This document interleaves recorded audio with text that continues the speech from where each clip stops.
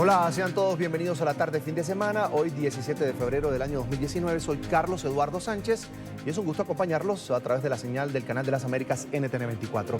Desde ya los invito a conectarse también con nosotros a través de Twitter. Estamos como @latarde NTN 24 y @CE Sánchez M. Es un gusto que nos acompañen. Comenzamos.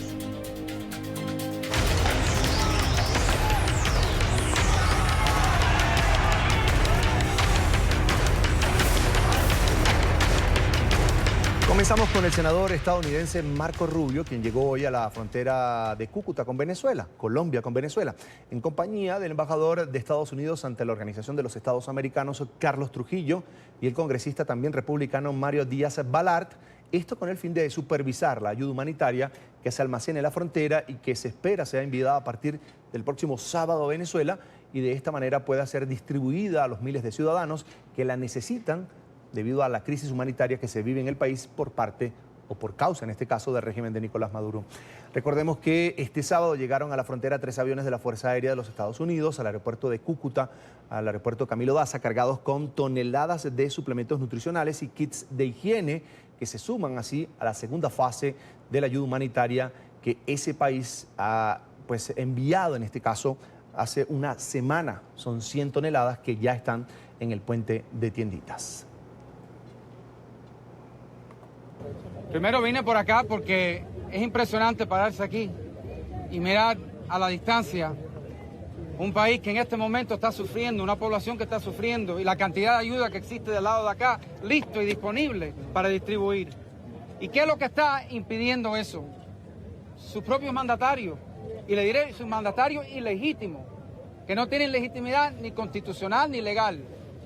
Y le pregunto yo al soldado venezolano, ¿cómo usted puede permitir, por ejemplo, la invasión cubana que se ha tomado el país?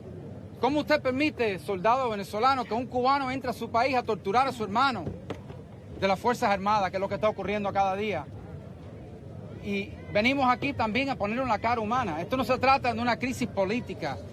Esta es una crisis humanitaria de seres humanos que no tienen nada que ver con la política, que se le está negando la comida, la medicina y la ayuda necesaria para vivir, mientras que esas personas que están enfrente de ese régimen están viviendo como multimillonarios, con fondos en todas partes del mundo. Alguien dice, gordísimo, es increíble pensar un país que está pasando hambre y todos sus mandatarios están sobrepeso, parecen un refrigerador.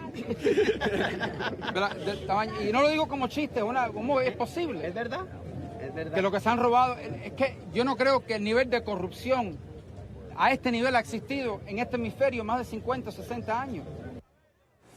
Y el canciller del régimen venezolano confirmó que han tenido acercamientos con Estados Unidos. Jorge Arreaza afirmó sin aportar mayor información que delegados de Maduro se han reunido en al menos 2 oportunidades con el enviado especial de la Casa Blanca para la crisis en Venezuela, Elliot Abrams. A inicios de esta semana, durante una comparecencia ante el Congreso de los Estados Unidos, Abrams había afirmado que el tiempo se le está acabando al régimen de Nicolás Maduro. Y en entrevista con el programa Efecto Naín de NTN 24, el presidente encargado Juan Guaidó aseguró que el proceso para alcanzar una transición en Venezuela avanza por buen camino. El mandatario interino también reiteró su postura ante una eventual intervención militar. Presidente, ¿cuál es la mayor amenaza contra el proceso que usted preside, que usted lidera? ¿Qué puede descarrilar esto? ¿Qué puede hacerlo fracasar? La desunión, la desesperanza o el miedo. El miedo que todavía sufren algunos sectores, por ejemplo, para no terminar de dar el paso y reconocer a la Constitución. En el caso, por ejemplo, de las Fuerzas Armadas, el miedo que paraliza a algunos sectores a no dar un paso más para presionar, para ejercer su rol como ciudadanos y protestar en algunos sectores, pero cada vez lo vamos venciendo más. Por eso el rol es de articular, de unir, porque mientras nos mantengamos unidos, articulados, movilizados y a la vanguardia, creo que es un proceso indetenible. Pero la presión máxima, presidente, la presión última es la intervención militar. Y usted sabe que ese es un debate que hay todo el tiempo. Todos los países de América Latina han dicho que ellos no apoyan esa idea. El presidente Trump y los Estados Unidos siempre insinúan que esa posibilidad está sobre la mesa. La intervención militar para sacar al gobierno de Maduro y su gente del poder, ¿usted está de acuerdo con eso o no? Mira, Moisés, nosotros haremos todo lo necesario para que con 4 elementos, 4 variables muy claras, sin costo social o poco costo social, que genere gobernabilidad, que genere estabilidad al país y que nos permita atender la emergencia, que abra paso a una elección libre. Porque recordemos algo, como presidente encargado, también soy comandante en jefe de las Fuerzas Armadas. Entonces, cualquier decisión que tomemos los venezolanos de manera soberana tendrá que ver con esa solución, ese cese de la usurpación. Y debemos contemplar, por supuesto, todas las presiones posibles, responsablemente. ¿Cuánto dura esto, esta transición? ¿Cuánto tardará en irse Maduro y sus compinches? Mira, a mí me encantaría, Moisés, que nunca hubiese vivido en dictadura mi generación, pero si evaluamos las variables que pudieran desencadenar una transición o pudieran desencadenar un cambio político en regímenes autoritarios, dictatoriales, creo que tenemos todos los elementos. Mayoría popular, respaldo, movilización, ejercicio de la mayoría. Así que ¿cuánto falta?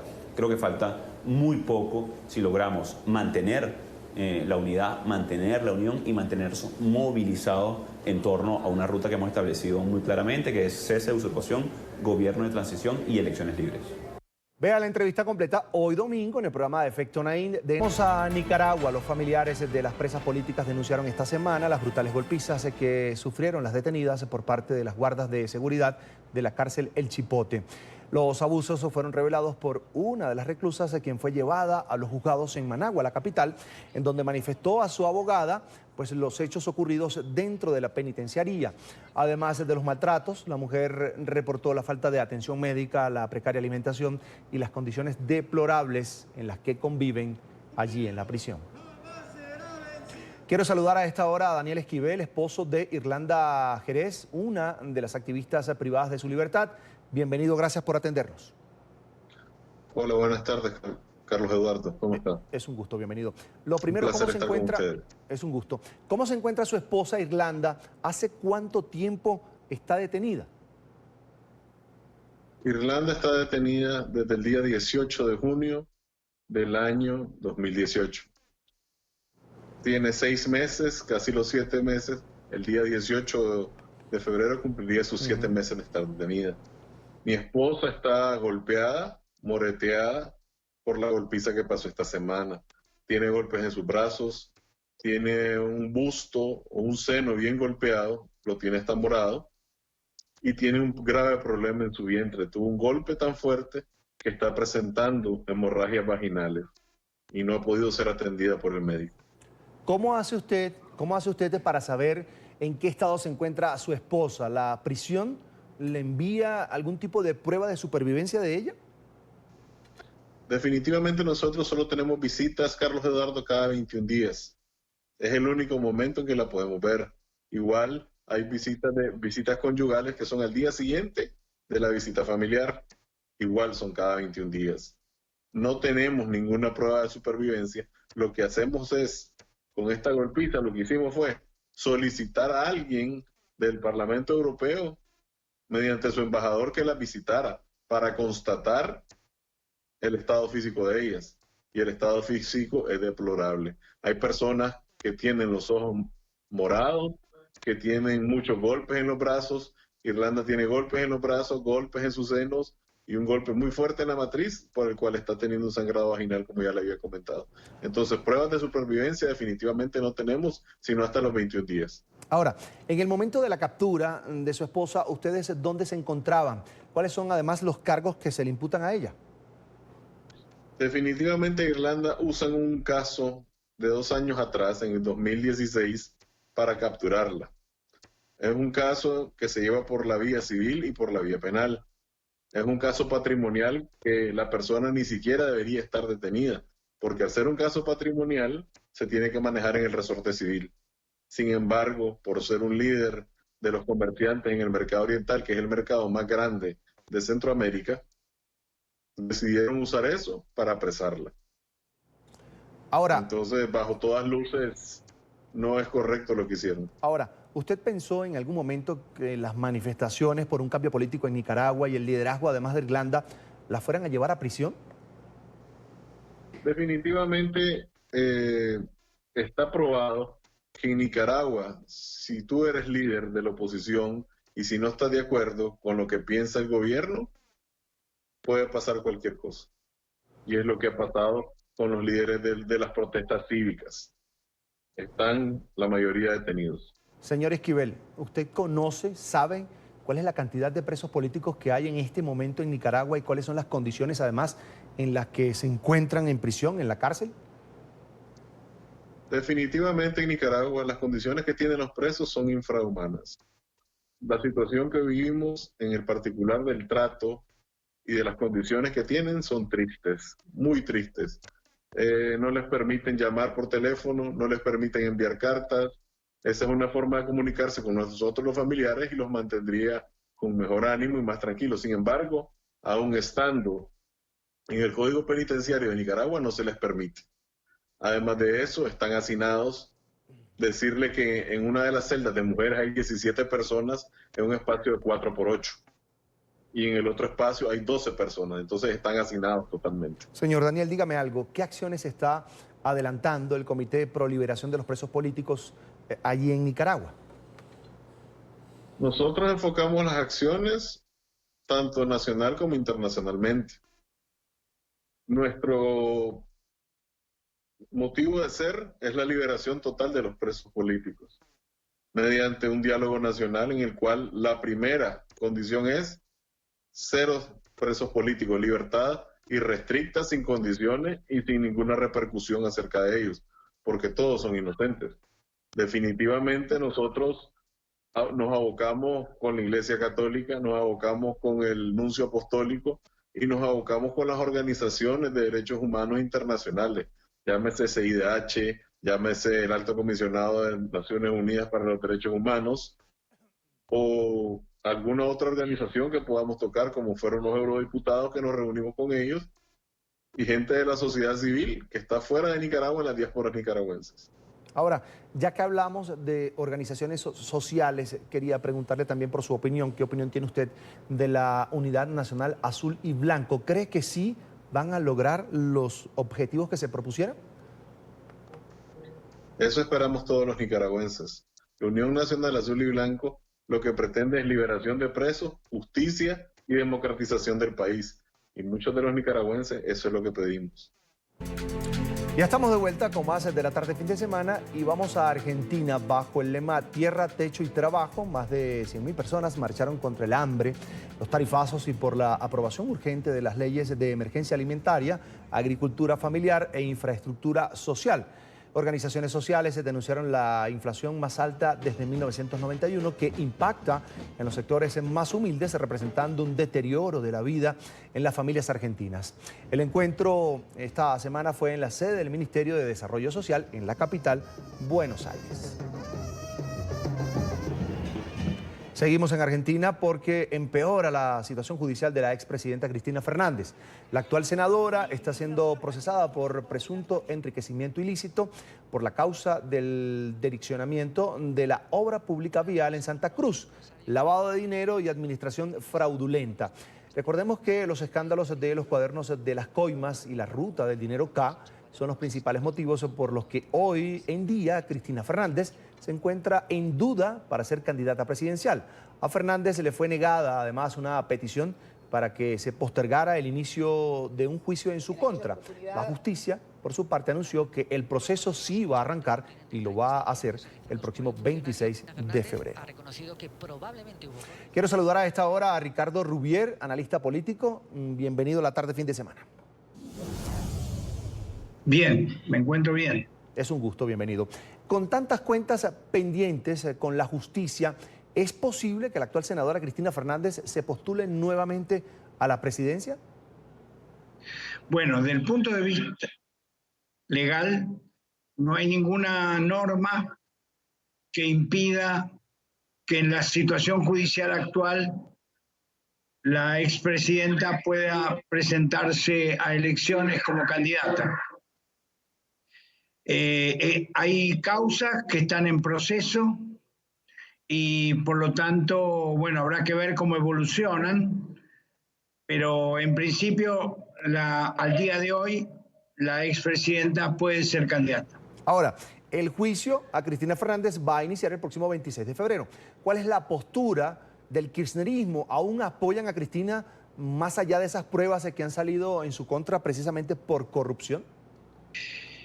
El sector que apoya a la expresidenta Cristina Fernández de Kirchner alcanza aproximadamente 1/3 de la población. Estamos hablando de 1/3 de la población en condiciones de votar. Y ese sector es un sector que tiene una fidelidad muy alta hacia Cristina Fernández de Kirchner y en general no cree en las causas judiciales, no cree en las imputaciones, no cree en la corrupción y por lo tanto salva a la expresidenta de esa acusación. No olvidemos que la relación de Cristina Fernández de Kirchner con ese 30% es de un liderazgo carismático, por lo tanto hay una gran afectividad, una gran emocionalidad en el vínculo. Señor Rubier, hablemos también de los escenarios judiciales que podrían desprenderse para la actual senadora Cristina Fernández a partir de este proceso judicial que comienza en una semana. Bueno, los escenarios judiciales son varios. Algunas causas son menores o de menor importancia, vamos a decir así, como el caso respecto a la venta de dólares que ocurrió al finalizar su mandato, del dólar, me refiero al dólar futuro por parte del Banco Central. Esa es una causa menor. Hay otras causas mayores, de mayor importancia, como la cuestión que tiene que ver con la explotación comercial y sobre todo con lo que tiene que ver con el favorecer a determinados empresarios en licitaciones que exigían o requerían de parte del Estado una actitud favorable a esos empresarios, a esas empresas. Esa situación de corrupción entre lo público y lo privado es la situación judicial más compleja. Señor Ricardo, la crisis económica que actualmente vive Argentina, sin duda, pues ha golpeado la imagen del presidente Mauricio Macri, por lo que sectores, usted ya lo decía, 1/3 de los electores, de personas que pueden votar en Argentina, quieren el regreso de Cristina Fernández a la Casa Rosada.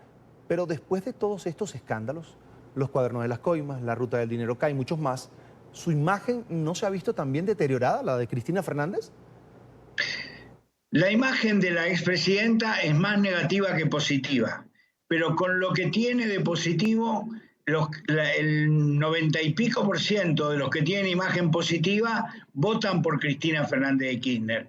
Quiere decir que tiene un caudal de votos minoritario frente a otro caudal electoral minoritario como es el que acompaña hoy al oficialismo, al presidente Mauricio Macri. Por lo tanto, esta es una elección de lucha de minorías, va a ser una elección de lucha de minorías, donde las terceras fuerzas terminarán definiendo en un probable balotaje. Es muy probable que nuevamente en la Argentina haya una segunda vuelta porque nadie alcance a completar los requisitos que exigen para ganar en primera vuelta. A ver, hablemos también de la ruta del dinero K, ese escándalo de corrupción. ¿Por qué hoy, después de casi 3 años de haber entregado la presidencia, comenzaron a salir todos estos casos, todos estos escándalos en contra de Cristina Fernández? La ruta del dinero K está en proceso de investigación, en investigación avanzada. Usted mencionó recién el tema de los cuadernos.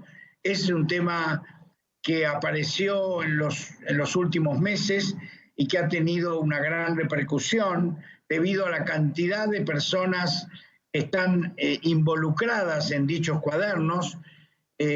Todavía, por lo que se sabe, todavía la responsabilidad total o parcial de Cristina Fernández de Kirchner en lo que los cuadernos dicen todavía parece no haberse concretado o no haberse confirmado. Pero esto es parte de la causa judicial que está en proceso. No ha terminado, todavía hay mucho por investigar y se producen al mismo tiempo hechos, como usted señaló, que hacen a la causa y que son muy importantes, como por ejemplo la situación del contador del matrimonio Kirchner, que está ahora en una situación de arrepentido y está en una situación superior todavía, hace pocas horas, que la de testigo protegido. O sea, está en un lugar que nadie sabe que está en una situación de protección por parte de fuerzas del Estado debido a la sensibilidad que puede generar sus declaraciones y el hecho de haber sido el contador del matrimonio presidencial. Bien, ya que nombra precisamente, menciona usted al contador de los Kirchner, ¿qué cree usted que lo motivó a testificar en contra de su jefa, de la expresidenta Cristina Fernández? Bueno, no sé exactamente por qué, cuáles son las motivaciones que tiene el contador para ello, pero uno puede suponer con bastante razonabilidad que la situación al pasar de inculpado a arrepentido y de arrepentido a testigo protegido son situaciones que tienen algún punto favorable del punto de vista procesal y de las consecuencias para esas personas por los hechos comentados. Indudablemente, la ley de arrepentido que se ha aprobado en la Argentina no hace mucho tiempo, indudablemente favorece la aparición de esta característica que hace que, por lo tanto, muchos que antes temían hablar o no querían hablar porque consideraban que podían ser muy castigados por la ley, hoy obtendrían una situación menos desfavorable respecto a los delitos que comentan. Ahora, tengo entendido que este caso de corrupción llegó hasta Suiza, ya que financistas y representantes, además de un banco, de un fondo, han sido llamados a juicio por darle o ayudarle, en este caso, a lavar dinero a Lázaro Báez, empresario señalado de ser uno de los testaferros de los Kirchner. ¿Podrían convertirse estos últimos testimonios en la avalancha final contra Cristina Fernández?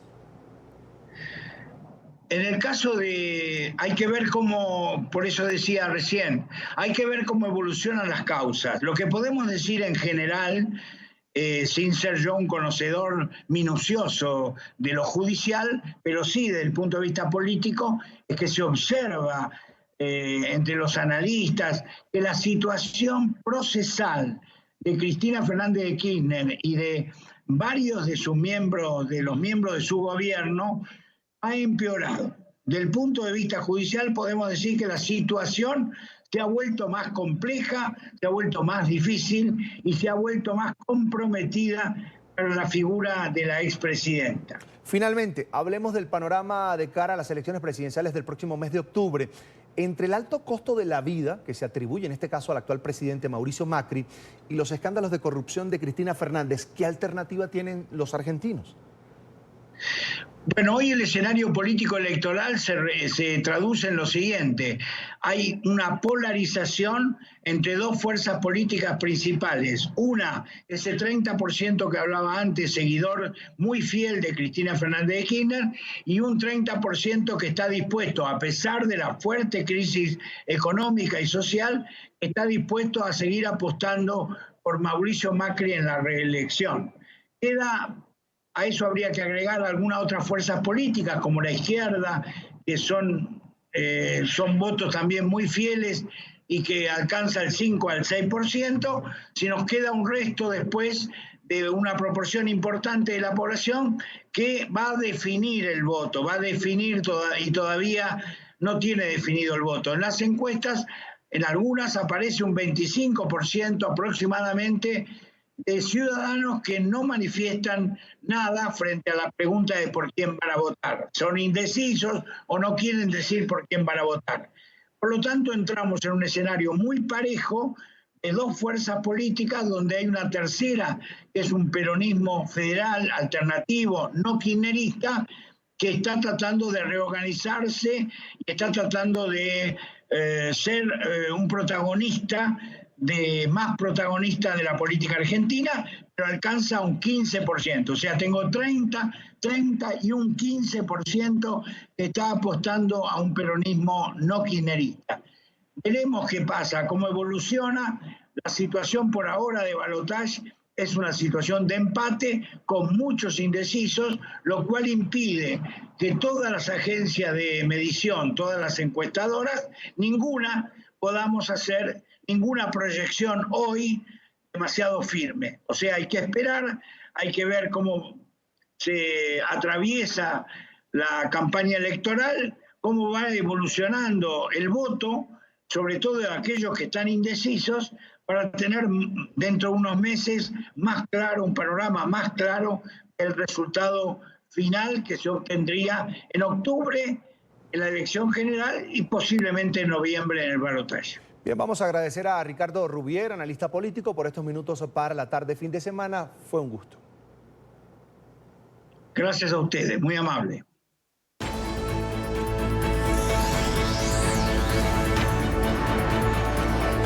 La tarde, fin de semana. Esta semana el presidente del gobierno de España, Pedro Sánchez, anunció el adelanto de las elecciones nacionales para el próximo 28 de abril.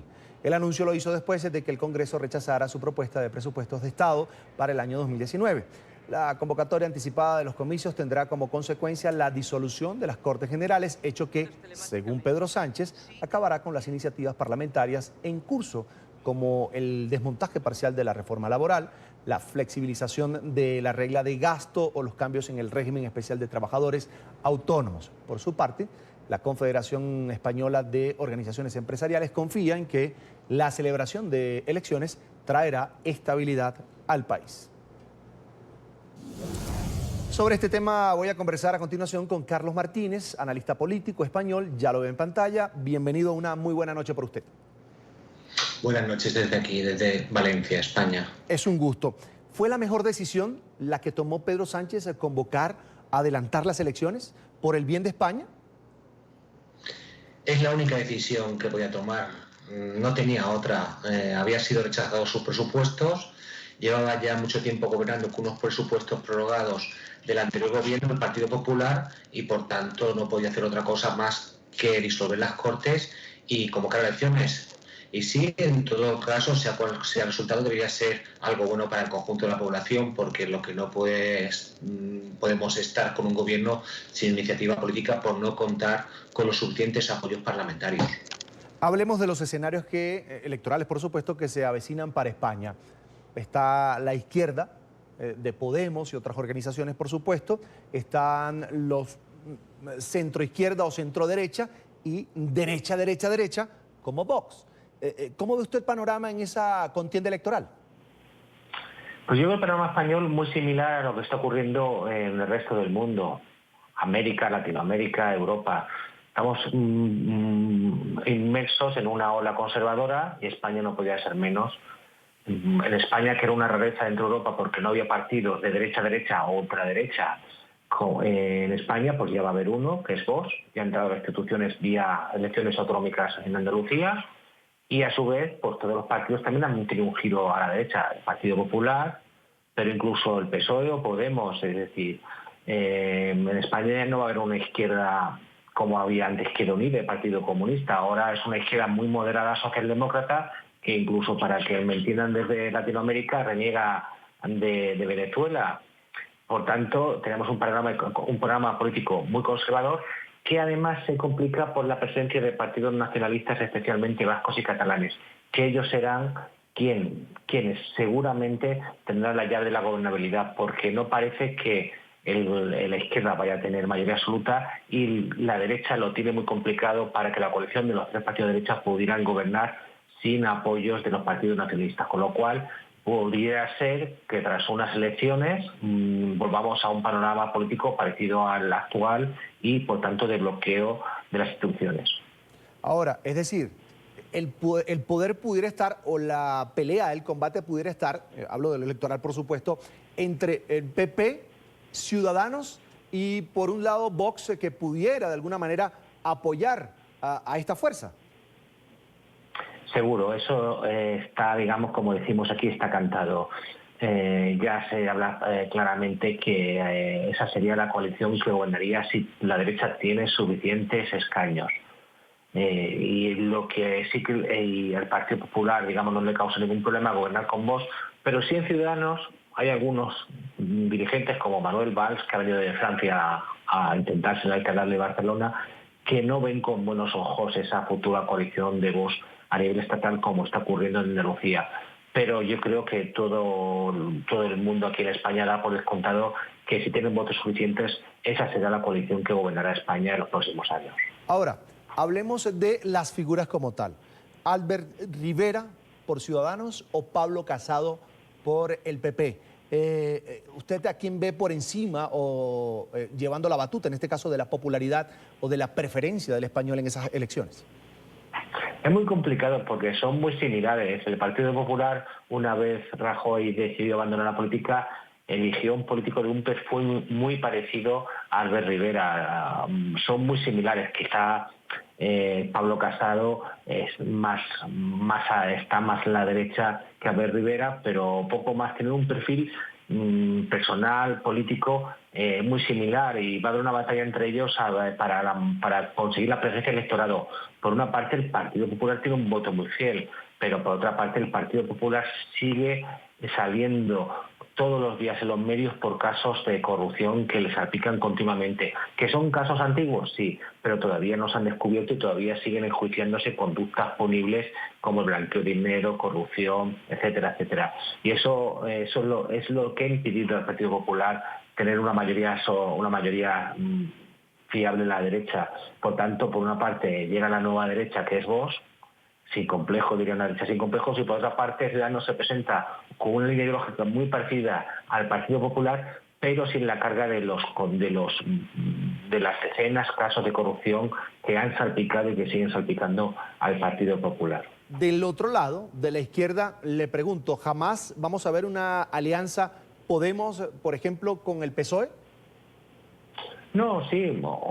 Estos últimos meses, este gobierno primero ha sido, de hecho, una alianza del PSOE con Podemos. PSOE intentó coaligarse con Ciudadanos, no funcionó, y al final ha podido gobernar muy poco en coaligado con Podemos. Podemos, que surgió como una fuerza política que iba a saltar los cielos, que iba a conseguir los gobiernos, que iba a ser algo parecido al peronismo en Argentina o bolivarianismo en Venezuela, se ha quedado en un partido con una línea ideológica muy similar al PSOE, pero con un liderazgo mucho más fuerte, el de Pablo Iglesias, y con una militancia muy dividida, en círculos muy difusa.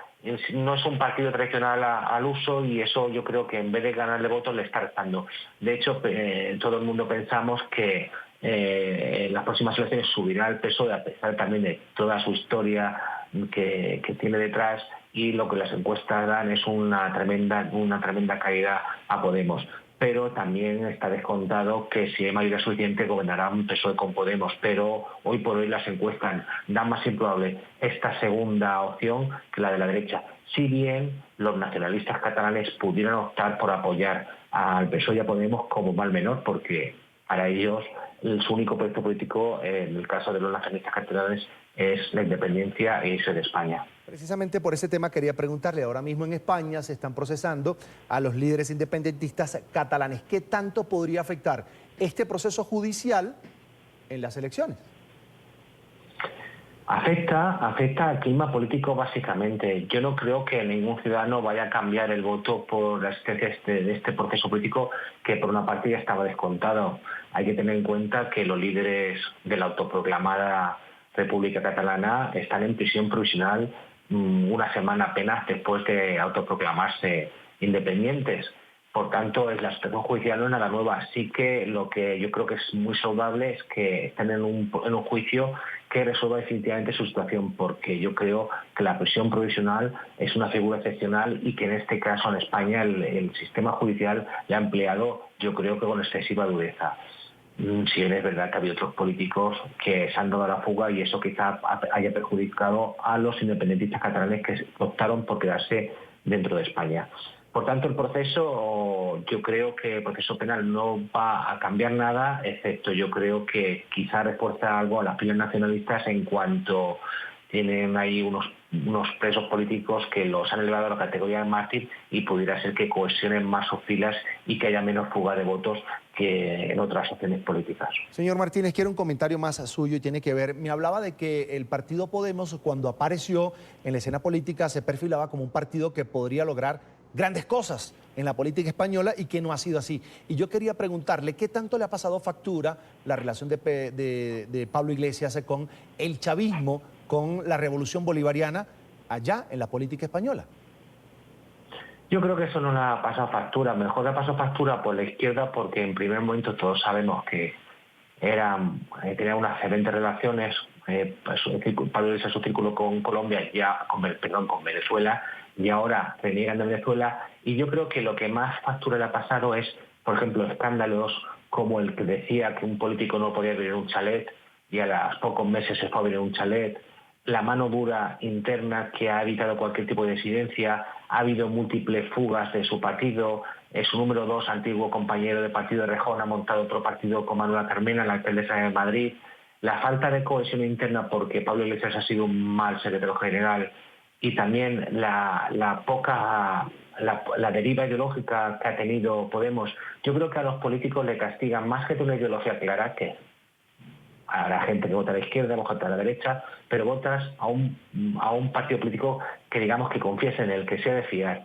En el caso de Podemos hay gente que desconfía de Podemos porque realmente no sabemos cuál es su ideología más allá de que Pablo Iglesias quiere ser presidente. Yo creo que eso es lo que realmente le ha causado factura. Yo creo que una cierta disciplina ideológica yo creo que es necesaria para los partidos políticos y Podemos no ha tenido eso y lo que ha tenido es una excesiva disciplina interna que le ha causado mucha pérdida de militantes, mucha pérdida de votos y que se han desmontado muchas organizaciones territoriales alrededor de toda España. Es Carlos Martínez, analista político español, a quien le agradezco amablemente que haya, por supuesto, apartado unos minutos de su tiempo hoy domingo, ya casi son las 10 de la noche en España, y haya compartido estos minutos con nosotros aquí en la tarde de fin de semana. Señor Carlos, gracias. Una muy buena noche. Gracias a vosotros. Un placer. Y antes de la pausa, un dato. Más de 1 millón de armas de fuego se comercializaron en Estados Unidos en el 2018 a través de la Internet. Así lo reveló el informe anual de la ONG Everytown for Gun Safety. El reporte denuncia que online no hay controles para la compra y venta de armas. El informe es de nuestra cadena aliada La Voz de América.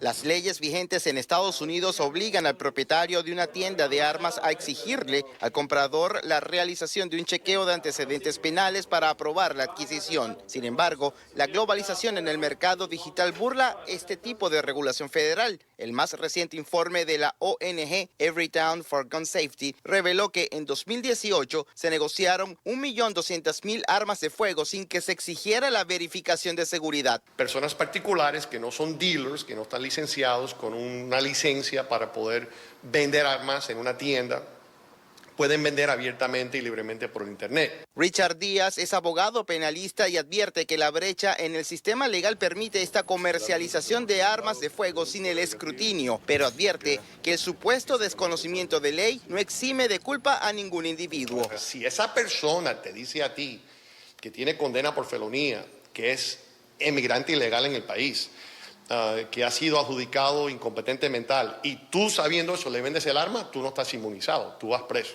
El abogado penalista consultado por La Voz de América también se desempeñó por casi 2 décadas como policía y sugiere la realización de operaciones encubiertas por parte de agencias policiales para detectar a los vendedores de armas a través de plataformas digitales y que no presten atención a los antecedentes penales de compradores. Y una vez que tú tengas una operación infiltrada, encubierta, pues yo creo que eso sería una manera de, por lo menos, como digo yo, un chilling effect, o sea, un efecto de enfriamiento. El informe de Everytown indica que 1 de cada 9 compradores a través de operaciones en línea cuenta con antecedentes. José Pernalete, Voz de América, Miami. Vamos así a la segunda pausa aquí en la tarde fin de semana. Al volver, en Venezuela, pacientes crónicos en riesgo de morir. La Comisión Interamericana de Derechos Humanos busca una solución para que puedan recibir tratamientos.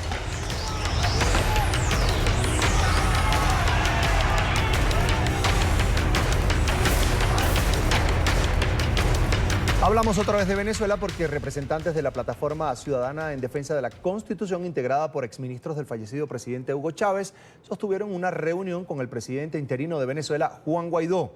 Esto con el objetivo de propiciar un cambio político en el país. Durante el encuentro, los dirigentes manifestaron la importancia de convocar elecciones y calificaron a Nicolás Maduro como usurpador del poder. A juicio de esta plataforma chavista, Juan Guaidó tiene mucha más legitimidad que Maduro, a quien acusan de violar sistemáticamente la Carta Magna venezolana.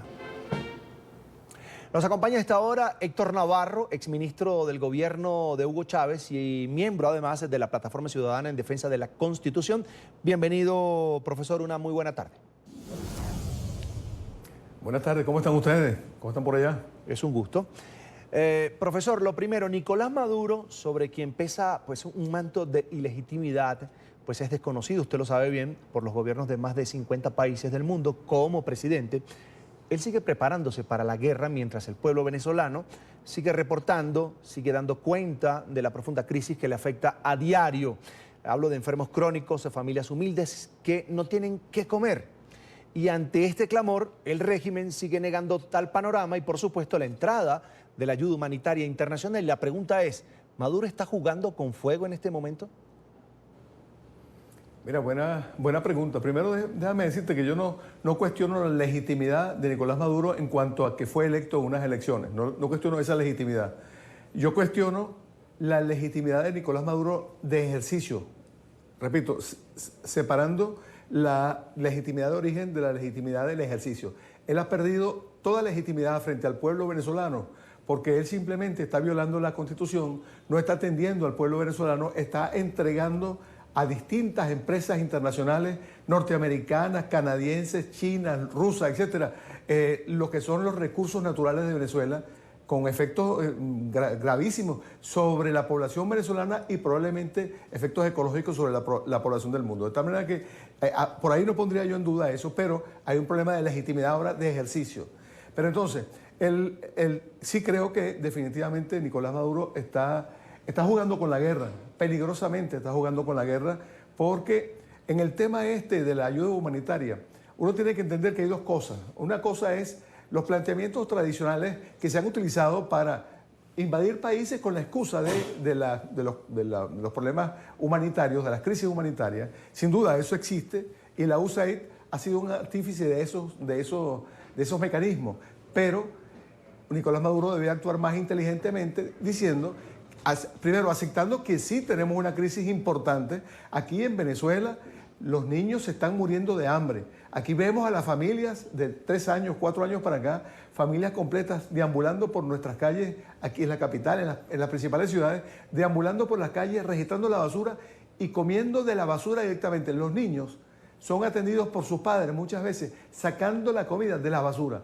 En los hospitales aquello es un caos, la dotación hospitalaria. Ahora, Nicolás Maduro debía primero reconocer que eso existe, porque eso lo estamos viendo, todos los venezolanos lo estamos viendo. Cualquiera que venga a Venezuela de visita lo va a observar, se va a dar cuenta de la situación. Entonces, siendo inteligente, Nicolás Maduro debía permitir una forma de ayuda, solo que no supervisado por organismos multilaterales que dependen de las Naciones Unidas o países que se han ofrecido de buena fe para participar. La Cruz Roja Internacional está dispuesta a ayudar, pero la Cruz Roja Internacional necesita ser invitada por un país, por el país anfitrión. De tal manera que yo creo que a Nicolás Maduro le ha faltado inteligencia, le ha faltado asesoría en este tema y en consecuencia está contribuyendo a los sectores guerreristas que están presentes en Venezuela de un lado y del otro lado también, extremistas que están propiciando la guerra, una situación de guerra que no beneficiaría más que a los perros de la guerra y a los que están interesados en hacer negocios en Venezuela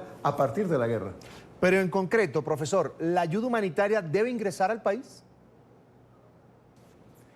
La ayuda humanitaria, primero, vamos a entenderlo, la crisis en Venezuela va mucho más allá de lo que se ha anunciado como una ayuda. Se habla de 20 millones de dólares, o parece que otros países han ofrecido un poco más. Con 20 millones de dólares no se dota un hospital. O sea que la crisis va mucho más allá que eso. Pero repito, yo estaría de acuerdo con una ayuda humanitaria que venga de los pueblos. Por ejemplo, se puede pedir perfectamente a la Iglesia Católica y a otras iglesias, a otras confesiones, que de buena fe puedan actuar como intermediarios en la introducción a Venezuela y en la distribución en Venezuela de esas ayudas. Repito, la Cruz Roja Internacional está dispuesta. Yo he conversado con gente de la Cruz Roja Internacional que están dispuestas, pero tienen la dificultad de que ellos no pueden actuar si no son solicitados por el gobierno del país en el cual están participando. Señor Navarro, para analistas y políticos, Maduro es un usurpador del poder y por ende violador de la Constitución, de la Carta Magna venezolana. Le pregunto a usted, ¿cómo responder ante tales delitos? No, al contrario, yo pienso que la causa y el efecto están invertidos. Yo creo que el hecho de que Nicolás Maduro esté actuando de espaldas de la Constitución, por ejemplo, cuando se eligió, entre comillas, una Asamblea Nacional Constituyente, de la cual no se sabe, no se conoce, los venezolanos no conocemos los resultados verídicos, fidedignos, por parte del Consejo Nacional Electoral acerca de cuáles fueron los resultados de esas votaciones que eligieron a la Asamblea Nacional Constituyente. Ni siquiera se consultó, de acuerdo a la Constitución, no se consultó al pueblo venezolano si quería una constituyente. De manera que Nicolás Maduro ha violado sistemáticamente la Constitución. Eso lo hace un usurpador, no del gobierno, cuidado, no estoy diciendo que es usurpador del gobierno, usurpador de la Constitución, de los deberes que la Constitución le indican, que están establecidos en nuestra Constitución. Y ese es el tema, ese es un tema importantísimo, porque decir que Venezuela no tiene gobierno es abrir las puertas para que distintos países puedan intervenir en Venezuela para poner orden en Venezuela. Y eso no es aceptable para ningún venezolano. Eso es distinto a decir que a mí no me gusta Nicolás Maduro, que Nicolás Maduro está actuando contrario a la Constitución y que por tanto tenemos que ir a un procedimiento de los que están establecidos en nuestra Constitución para que mediante ese procedimiento sea sustituido Nicolás Maduro por un gobierno democrático, verdaderamente constitucional. Ahora, profesor, ¿cuál sería ese procedimiento que usted dice, previsto además en la Constitución venezolana, para sacar a Nicolás Maduro del poder? Muy sencillo. Primero, tenemos que reconocer que hay una crisis profunda, una crisis que nos podría estar poniendo al borde de la guerra, una guerra civil o una guerra por intervención, o en el mejor de los casos, una situación grave de crisis que nos pone muy, muy al borde de un gobierno fascista, un gobierno tipo Pinochet, un gobierno tipo Francisco Franco por quién sabe cuántos años y quién sabe con el costo de cuántos muertos. Entonces, si reconocemos que estamos en esa crisis, la Constitución de la República Bolivariana de Venezuela, en sus artículos 70 y 71, que habla de la soberanía del pueblo, establece el referéndum consultivo. Dice la Constitución, para tratar los asuntos verdaderamente importantes del país, sensibles para el país, para toda la sociedad, existe un mecanismo que es el referéndum consultivo. Se consulta al pueblo. Entonces nosotros estamos planteando que una salida es consultar al pueblo si quiere la renovación de todos los poderes. Y eso significaría entonces, renovando todos los poderes, con la consulta popular, con el respaldo que tendría una opinión de todo el pueblo con respecto a eso, entonces proceder a la renovación de todos los poderes. Es una especie de renovar la democracia. Es por supuesto, lo que manda la Constitución es devolver la soberanía al pueblo. Repito, eso es constitucional, está en los artículos 70 y 71 de nuestra Constitución. Por el contrario, llamar ya a una elección sin haber, sea del presidente o sea de la Asamblea, porque es una locura también que está planteando Nicolás Maduro de que hay una elección de la Asamblea. Sea lo que sea, la Constitución no prevé de ninguna manera que se convoque de inmediato a unas elecciones. Lo que sí prevé es la consulta vía referéndum popular para devolver la soberanía al pueblo, que es en el cual reside la soberanía, de acuerdo, repito, a esta Constitución. Me habló de guerra civil y le pregunto, ¿realmente usted ve posible ese escenario en Venezuela? ¿El partido del régimen cuenta con las estructuras populares como para tomar las armas e irse contra quienes rechazan ahora mismo en las calles a Nicolás Maduro? Bueno, habría que preguntarse cuáles son los detalles de cómo está organizado eso en este momento. Eso escapa a mí. Pero sí yo veo una situación muy peligrosa. repito, insisto en lo que había dicho anteriormente, estamos en las puertas de una situación de desarrollo de violencia que puede ir por cualquiera de los tres mecanismos, o bien un golpe militar tipo Pinochet que imponga a sangre y fuego una nueva constitución, una nueva norma de juego, regla de juego, y terminemos muchos de nosotros en un estadio, fusilados en un estadio. Ese es un mecanismo violento, repito, citando lo que pasó en Chile cuando tumbaron a Salvador Allende. Una segunda opción es una situación de guerra civil, de violencia generalizada, de unos contra otros. Recordemos que aquí existe una Fuerza Armada, pero uno no sabe cuál es la situación que está dentro de la Fuerza Armada. Es difícil de saber eso, pero puede pasar cualquier cosa. Aquí en este momento están coexistiendo dos asambleas, porque está la Asamblea Nacional legítimamente electa, y eso yo lo tengo que decir públicamente, y está la Asamblea Nacional Constituyente a la cual me refería anteriormente. Entonces, dos asambleas. Existen dos tribunales supremos de justicia, uno en el exilio, uno en Venezuela. Existen dos fiscalías, uno en el exilio, uno en Venezuela. Y la pregunta que uno se hace, si prácticamente todos los poderes están ejerciendo en duplicado, lo único que falta es que se cree un nuevo ejército y entonces tengamos entonces todos los poderes duplicados y además de eso, como si faltara poco, dos ejércitos que serían para enfrentarse, para tomar el poder cada uno de ellos, uno para defenderse en el poder y otro para tomar el poder. Lo que estamos diciendo es que nos estamos aproximando a una situación muy delicada cuyo desenlace es un desenlace violento. En el peor de los casos, el árbitro de una situación de violencia como la que se podría presentar es una invasión militar por unos cascos azules o por una intervención militar como la que ha ocurrido en muchísimos países y la que ha conducido, por ejemplo, en este momento, a la guerra en Siria. Pero estamos hablando de otras guerras muchas, pero la de Siria tiene una connotación muy particular. A partir de que la sociedad norteamericana no toleraba los muertos que empezaban a llegar a Estados Unidos, en Estados Unidos ya las guerras de Estados Unidos no las libran los marines norteamericanos, las libran contratistas, vale decir, mercenarios empleados en muchos de nuestros países y en los países árabes, en África, para invadir a los pueblos. Hay que ver lo que significaría que esos mercenarios entraran a Venezuela. Significaría la destrucción de Venezuela, la violación de nuestras hijas, de nuestras mujeres, porque eso es lo que ha ocurrido en todos esos países, y la desaparición del país. Y por último, representaría que las armas que se empleen en esa guerra las pagaríamos los venezolanos. La reconstrucción del país que ellos causarían la pagaríamos los venezolanos. Eso está ocurriendo, no es una historia, no es una elucubración de mi parte. Eso está ocurriendo en varios países en este momento. Fíjese, hay quienes aseguran que el régimen de Maduro, el régimen chavista, se mantiene en el poder por unas cuantas armas secuestradas por una cúpula militar contaminada por la corrupción y hasta por el narcotráfico. Para usted, le pregunto, ¿hay esperanzas de que la Fuerza Armada en el momento indicado se ponga del lado de la Constitución? Bueno, mira, saber lo que está pasando internamente en la Fuerza Armada y mucho menos acusarlos de narcotráfico, yo he escuchado eso.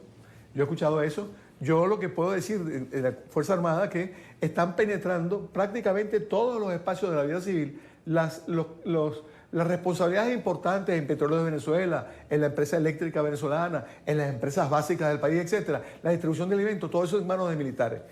Yo lo que critico de eso es que son unos incapaces, no están preparados para eso y por tanto lo hacen muy mal.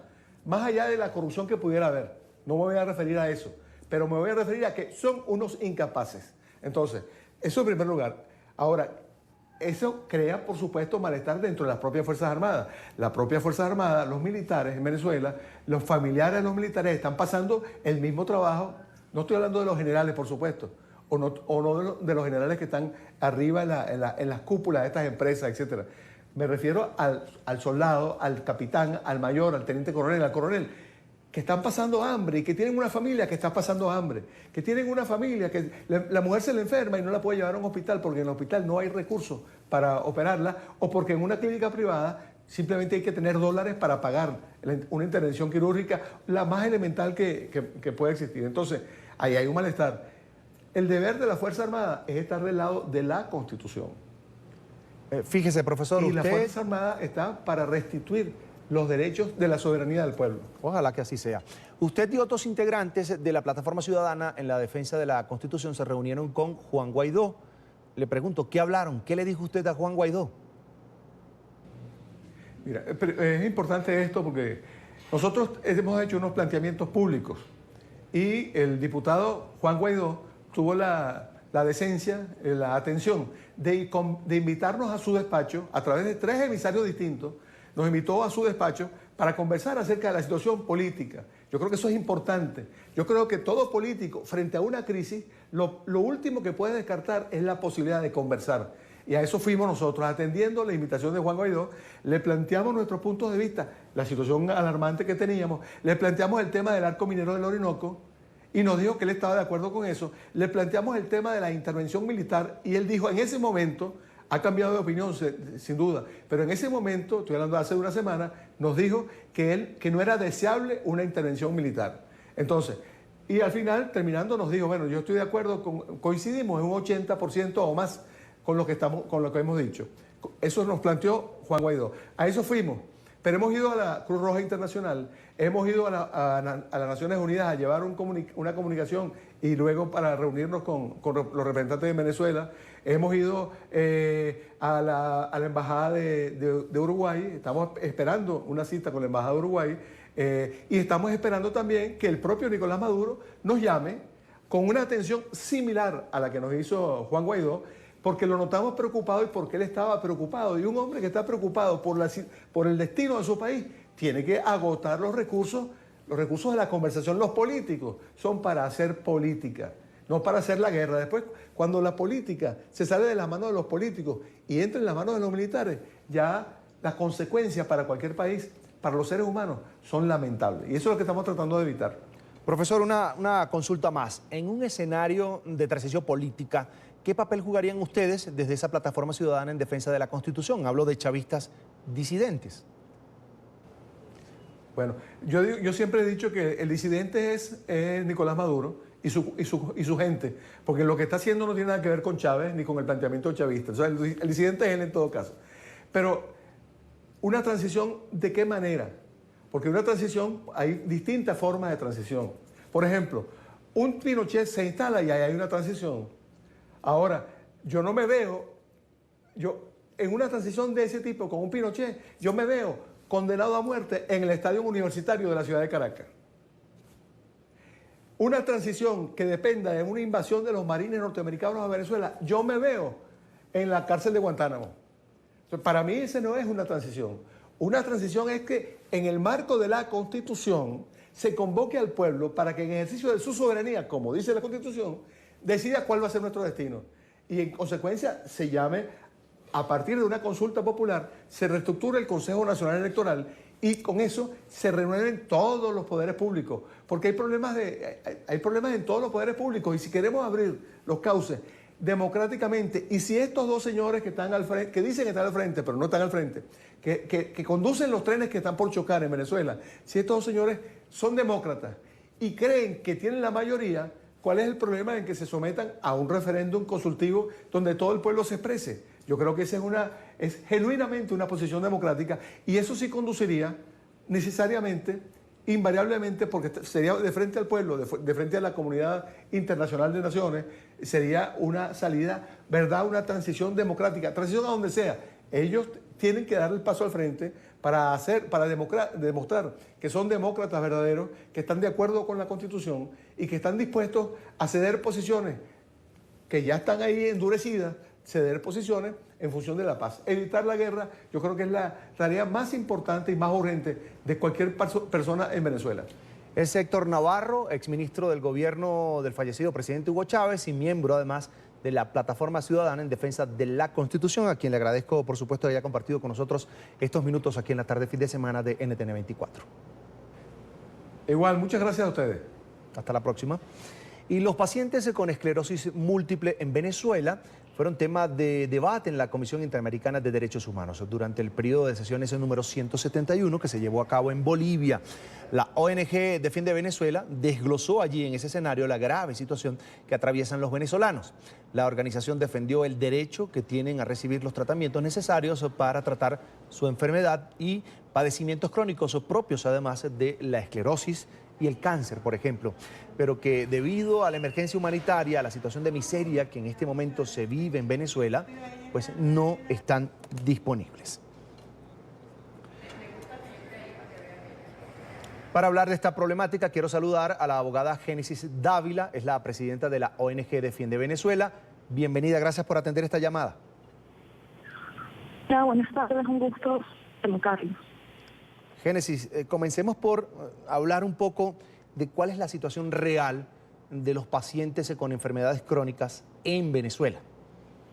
La situación real de los pacientes con enfermedades crónicas en Venezuela es absolutamente lamentable, ya que los medicamentos y los tratamientos para estos pacientes dependen absolutamente del Estado venezolano. Hace un par de años el Estado se reservó de manera exclusiva la importación y la distribución de estos medicamentos y esto se hace o se hacía a través de los seguros sociales. Desde el 2016 en Venezuela no se recibe el tratamiento para esclerosis múltiple y hay más de 3.000 pacientes en Venezuela sin recibir este tratamiento. Además se encuentran con las manos atadas porque solamente el Estado puede importarlo y distribuirlo y así ha dejado de hacerlo. Por ejemplo, Génesis, un paciente con esclerosis múltiple que no reciba el tratamiento, ¿qué pasa? ¿Cómo decae su salud? Bueno, esto es una enfermedad del sistema nervioso en donde los pacientes se deterioran absolutamente, se deterioran al punto en donde sus extremidades se vuelven tan pesadas que ni siquiera pueden moverlas. Los pacientes comienzan a tener un déficit visual, incluso respiratorio, y además los problemas de estas enfermedades, cuando dejan de recibir tratamiento, es que no se pueden recuperar después. En el caso de los pacientes con esclerosis múltiple, cuando ellos llevaban un tratamiento, su vida era absolutamente regular. Si recibían el tratamiento, podían tener una vida cotidiana como la de cualquier persona que no padeciera de esa enfermedad. Ahora, muchos de ellos están postrados en camas o en sillas de ruedas por falta de medicamento. Y esto es absolutamente grave, entendiendo que simplemente con su dosis diaria, con el tratamiento recomendado, oportuno y adecuado, ellos puedan tener una vida absolutamente regular. Génesis, ¿no se consigue el tratamiento en el sector público, pero tampoco en el privado, o sí lo hay en el privado y cuesta mucho y no se puede pagar? No, ni siquiera existe este tratamiento en el sector privado. El Estado hizo una clasificación de enfermedades de alto costo. Esta clasificación de enfermedades de alto costo por varios años estuvo recibiendo el tratamiento de forma gratuita proveído por el Estado, pero este tratamiento fue suspendido. ¿Por qué razón? Bueno, porque el Estado dejó de importar este medicamento y en consecuencia de distribuirlo. Esto quiere decir que si un paciente va a una farmacia no va a encontrar este tratamiento. Si un paciente va a una clínica tampoco lo va a conseguir porque solamente el Estado lo importa y solamente el Estado lo distribuye y ha dejado de hacerlo. Esta es la gran tragedia de los pacientes con esclerosis múltiple porque no tienen tratamiento. No pueden adquirirlo por su cuenta propia y quien se comprometió a entregarles el tratamiento ha incumplido con este compromiso y ha dejado de entregárselo a ellos. Génesis, yo sé que tú representas a una parte de esos pacientes con enfermedades crónicas en Venezuela, pero yo sé que hay comunicaciones siempre entre organizaciones que defienden los derechos de estos pacientes. Y quería preguntarte, ¿podemos hablar de cuántos miles de pacientes ahora mismo en Venezuela están en riesgo porque no reciben tratamiento? Hablo de todos los pacientes con enfermedades crónicas que de alguna manera dependen del Estado venezolano, de la Presidencia de la República, del Ministerio de Salud, porque además así lo manda la Constitución venezolana, que se garantiza la salud por encima de todas las cosas. Así es. Existen más de 3.000 pacientes con esclerosis múltiple en Venezuela. ante el registro de los seguros sociales, habían aproximadamente 2.200 pacientes diagnosticados con esclerosis múltiple. Estos 2.200 pacientes estaban registrados ante el Seguro Social para recibir su medicamento. Sin embargo, hubo más de 1.000 pacientes que terminaron los protocolos de evaluación y no fueron registrados dentro del Seguro Social, lo que es una circunstancia aún más lamentable para ellos, porque incluso si el Estado llegara a importar de nuevo este medicamento, en tanto que los mismos no están registrados dentro del Seguro Social, no pudieran recibirlo. En este momento nosotros estamos en contacto con la Asociación Nacional de Pacientes con Esclerosis Múltiple, que llevan contabilizados algunos pacientes, y en alianza con ellos hemos presentado 20 solicitudes de medidas cautelares para pacientes que han documentado completamente su caso y que además han agotado las vías internas. Es decir, el Estado está en pleno conocimiento de que estos pacientes no reciben el medicamento, no solo porque el Estado es el que no distribuye el medicamento, sino porque además, a pesar de la condición que tienen estos pacientes que les dificulta su día a día, ellos han accedido a denunciar y han denunciado para que el Estado además no tenga excusas de decir que ellos no están enterados de esta situación. Sí están enterados, ellos saben que no están importando ni distribuyendo el tratamiento, y además los pacientes han denunciado en la jurisdicción externa y ahora en la jurisdicción internacional que no lo están recibiendo. Génesis, pero como la esperanza es lo último que se pierde, a partir del próximo sábado 23 de febrero, todos confiamos que la ayuda humanitaria va a comenzar a ingresar a territorio venezolano. Y es decir, a partir de ese momento, pacientes crónicos como los que tú representan, y tu organización representan, van a comenzar a ser atendidos y esa demanda se va a solucionar. Quiero agradecerte porque hayas atendido esta llamada un día como hoy y por compartir estos minutos con nosotros aquí en la tarde de fin de semana. Una muy buena tarde. Bien, avanzamos. Como decíamos al principio del programa, el senador estadounidense Marco Rubio llegó hoy a la frontera de Cúcuta, en Colombia, con Venezuela, en compañía del embajador de Estados Unidos ante la Organización de los Estados Americanos, Carlos Trujillo, y el congresista republicano Mario Díaz Balart. Esto pues con el fin de supervisar la ayuda humanitaria que está allí almacenada en la frontera, exactamente la que llegó al día de ayer y por supuesto la que llegó hace una semana, que son en total 300 toneladas de ayuda humanitaria para Venezuela que van a ingresar al país a partir del próximo fin de semana, exactamente del día sábado.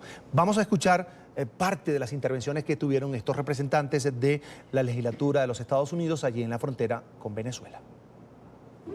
Lo que es inevitable, lo único que es inevitable es la libertad absoluta del pueblo venezolano.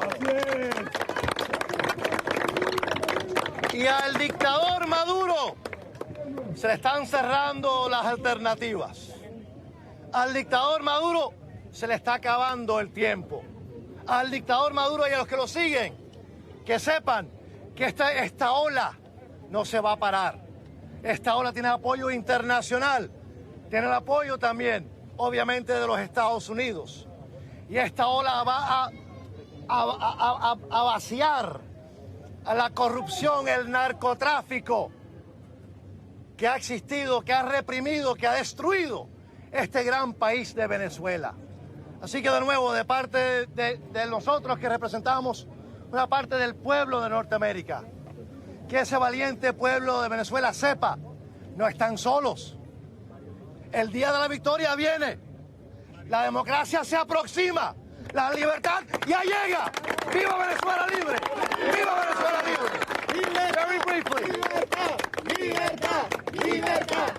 Lo que hemos visto hoy aquí es la cara del socialismo, la cara del narcotráfico, la cara de los traidores de Venezuela, que prefieren que su pueblo se muera de hambre, que niñas y muchachos vengan descalzos sobre este sol, cruzando un puente, que darle la oportunidad que llegue la ayuda humanitaria que está ahí mismito esperando entrar a esa frontera.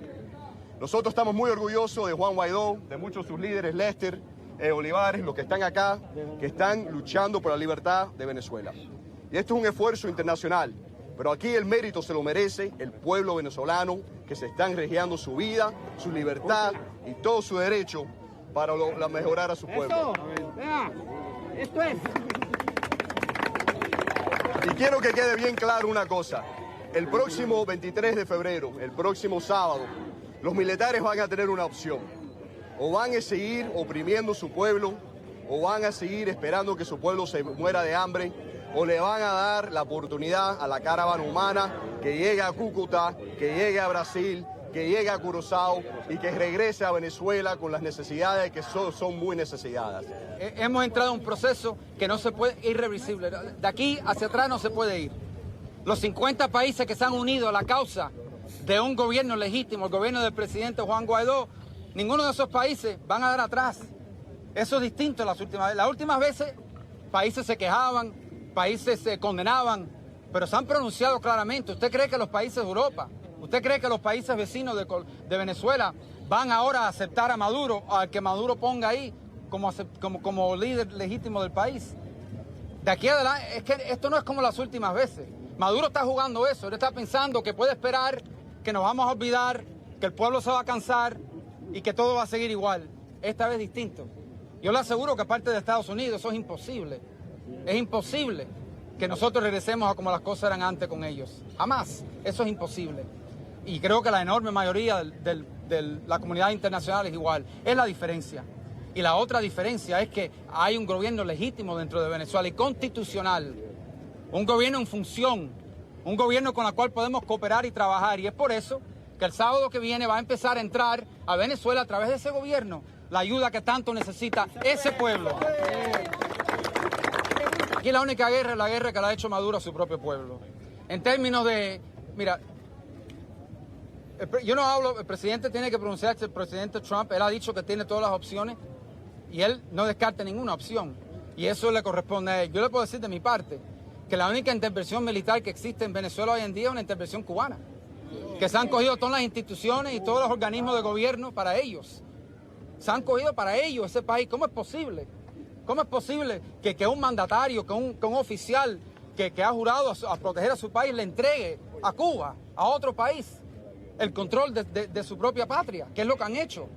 ¿Cómo es posible que a un líder militar permita que a sus soldados lo torture un agente cubano? Pues es lo que pasa, es lo que está pasando. Eso es la realidad. Yo creo que el que impida la entrada de la ayuda humanitaria está condenado a pasar el resto de su vida huyendo la justicia internacional, porque eso es un crimen internacional. Negarle comida y negarle medicina a civiles es un crimen internacional y se pasarán el resto de su vida escondiéndose.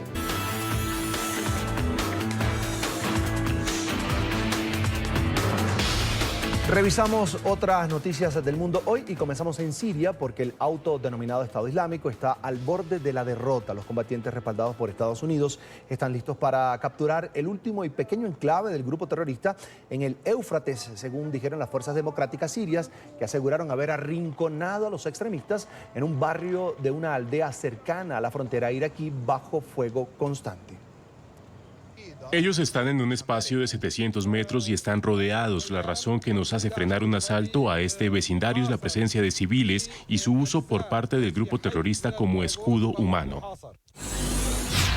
Y durante el tradicional rezo del Ángelus, el Papa aseguró que la cumbre sobre abusos sexuales dentro de la Iglesia, que iniciará el próximo jueves en el Vaticano, es un acto de responsabilidad.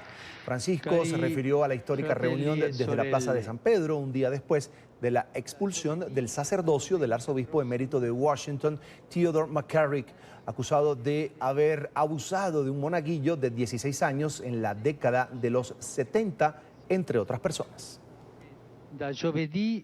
Queridos hermanos y hermanas, de jueves a domingo se celebrará en el Vaticano una reunión de los presidentes de todas las conferencias episcopales sobre el tema de la protección de los menores en la Iglesia. Los invito a rezar por este acontecimiento que he querido como un acto fuerte de responsabilidad pastoral ante un desafío urgente de nuestro tiempo. El gobierno haitiano quiere rebajar la tensión de los últimos 10 días de protestas sociales. El Ejecutivo, a través del primer ministro, señaló estar dispuesto a iniciar un proceso de diálogo con la oposición política, además de anunciar diferentes medidas como la reducción de los precios de los alimentos, la discusión de un aumento del salario mínimo y la reducción de los gastos de la administración pública. Desde el pasado 7 de febrero, miles de personas se volcaron a las calles a pedir la dimisión del presidente Jovenel Moïse por la precaria situación económica y la corrupción que azota la nación caribeña.